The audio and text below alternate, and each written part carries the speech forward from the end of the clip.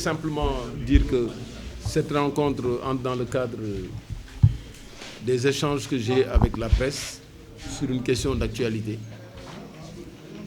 À la suite de l'audition, en tant que témoin volontaire, nous avons donné des informations sur le rôle d'un secrétaire général de ministère, en expliquant qu'il n'avait aucun pouvoir de négociation, de signature ou d'attribution d'un permis pétrolier.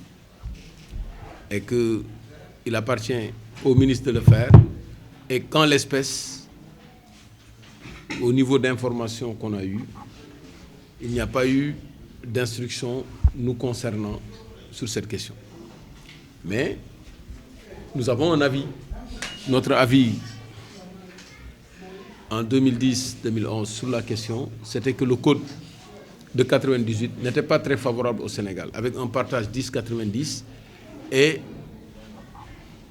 une négociation sans certification des réserves. Donc il fallait attendre de certifier les réserves, surtout que les données sismiques 3D étaient là, et on avait plusieurs facilités pour retrouver facilement, pour trouver plus aisément le pétrole. Donc voilà pourquoi nous avions cette réserve-là.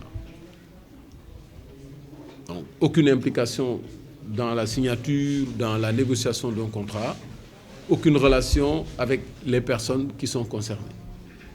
Dans ce contrat-là, les bénéficiaires et tout. Mais nous pensons qu'aujourd'hui, à la suite du reportage, et même avant le reportage, la question a été toujours posée.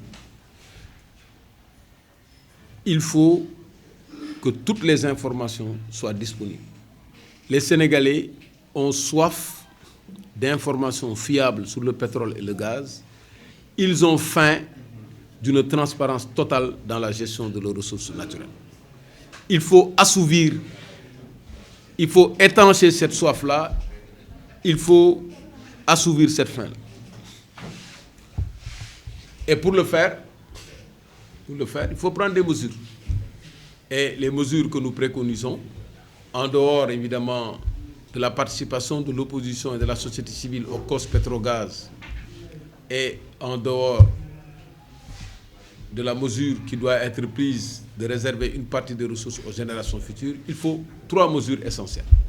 La première, il faut ouvrir les renégociations avec tous les bénéficiaires des permis pour vérifier les conditions dans lesquelles ces permis ont été attribués et rééquilibrer les retombées le cas échéant.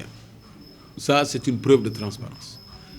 La deuxième mesure, c'est qu'il faut instaurer une autorité indépendante de régulation des ressources naturelles qui a un droit de regard surtout sur les négociations, sur les conditions de signature, sur les interventions, sur les conflits d'intérêts, etc. Donc, ça, c'est la deuxième mesure qu'il faut prendre. Et la troisième mesure, c'est que maintenant, au lieu de laisser le président de la République approuver les contrats qui sont signés par appel d'offres maintenant, parce que le nouveau code de 2019 prévoit l'appel d'offres, il faut que cette approbation soit faite par l'Assemblée nationale, comme ça se fait avec les conventions internationales. Donc voilà les points de vue que nous voulions développer en vous remerciant de votre attention. En fait, vous avez, par rapport aux négociations, donc vous estimez que dans les négociations, une part importante n'a pas été réservée au Sénégal. Donc il faut réouvrir les négociations. Est-ce que vous pensez qu'à l'état actuel des contrats, il est possible de revenir sur ces contrats-là et par quel mécanisme?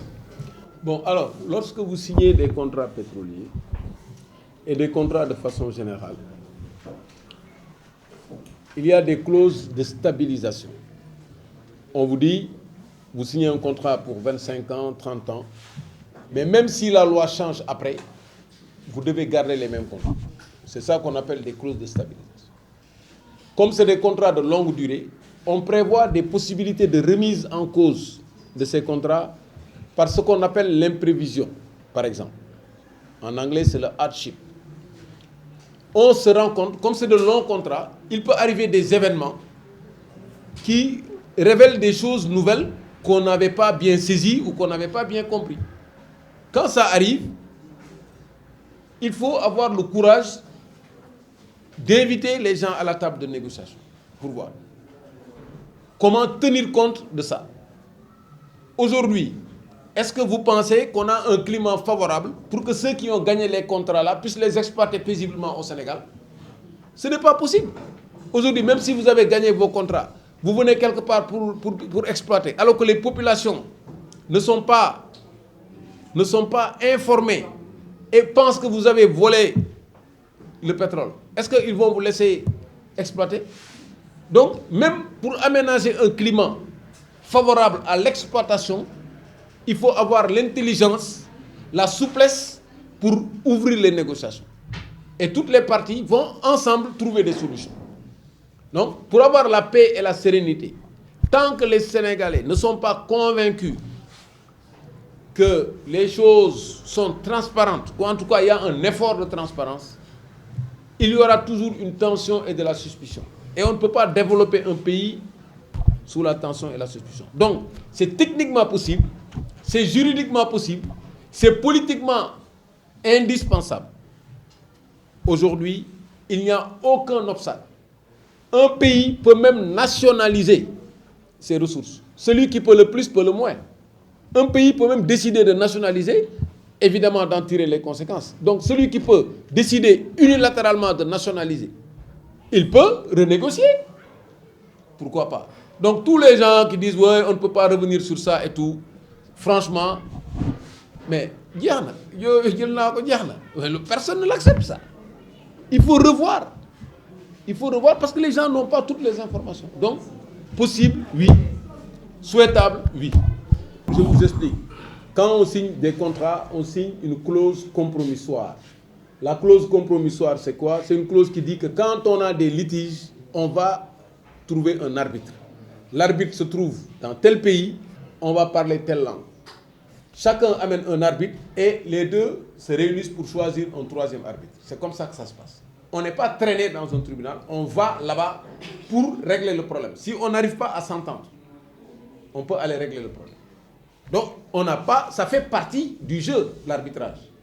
Par contre, ce qu'il ne faut pas faire, c'est venir simplement renégocier comme ça, parce que tu n'as aucune raison de le faire. Mais est-ce que vous ne pensez pas qu'il y a suffisamment d'éléments pour revoir ça? Avec tout le bruit que vous avez vu, même au niveau des propres pays, les gens contestent. Vous avez vu le reportage de BBC. Vous avez vu les Sénégalais, ce qu'ils ont fait, les livres qui ont été faits sur cette question-là. Vous avez vu les informations par-ci, par-là. Il y a tellement de confusion qu'il faut revoir ça pour clarifier. Donc, éviter ça parce que tu as peur d'aller devant un tribunal arbitral. Ça, vraiment, c'est un raisonnement. Tu dis, c'est comme si tu as un incendie. Tu dis, dama ragal fay incendie bi parce que su ma ko defee sama ndox dafay jeex.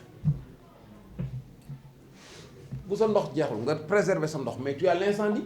Est-ce que les dégâts de l'incendie sont moins importants que les dégâts de la pénurie d'eau? Mais voilà le problème. Quand il y a un problème, il faut l'attaquer. C'est comme ça qu'on gère un pays. Donc voilà un peu notre conception des choses. Vous avez aussi parlé d'instauration d'une autorité de régulation. Ouais. Alors, on voit qu'il y a le COS-Petrogaz qui est déjà là. Est-ce que ce ne serait pas une confusion ou bien un double emploi par rapport au... C'est deux missions différentes. COS-Petrogaz, c'est un organisme technique pour fixer l'orientation stratégique. Qu'est-ce qu'on va faire de notre pétrole?